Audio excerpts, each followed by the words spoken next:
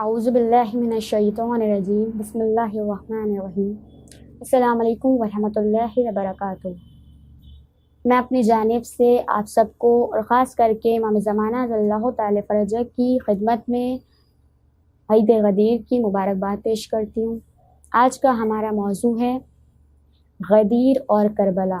حضرت امام حسین علیہ السلام کے زمانے میں اسلام کی نشانیاں اتنی مٹ گئی تھیں کہ قیام کرنا ضروری تھا، ورنہ اسلام صفحہ دہر سے بالکل مٹ جاتا۔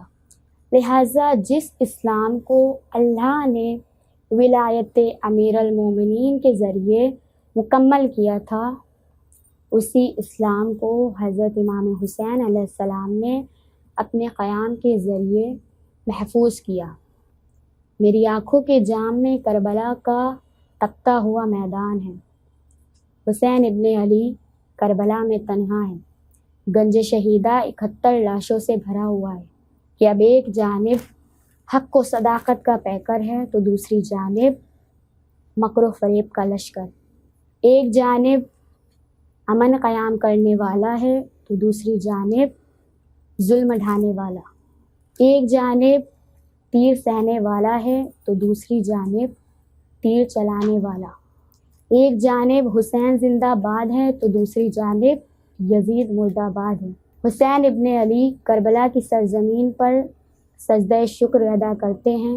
ظلم کی شمشیر چلتی ہے اور سر حسین نوک نیزہ پر بلند ہوتا ہے، اور حق کی آواز اٹھانے والے ہر اس شخص کو یہ پیغام دیتا ہے کہ رہتی دنیا تک ہر اس شخص کو یہ پیغام دیتا ہے کہ جب ہر سو باطل پھیلانے لگے شر، اٹھو کہ جھکا دو کسی یزید کا سر۔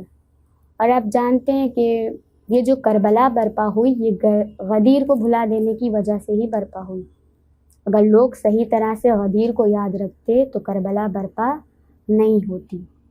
لہٰذا اگر ہم آج چاہتے ہیں کہ اس ولایت کا تذکرہ ہوتا رہے اور جو اس کا اصلی ولی و وارث ہے دنیا میں ہے لیکن ظاہر ہو، تو اس کے لیے ہمیں نہ صرف ولایت کو صحیح طریقے سے بہترین طریقے سے ایکسیپٹ کرنا ہے بلکہ اسے لوگوں تک پہنچانا بھی پڑے گا، اسے لوگوں کو بتانا بھی پڑے گا۔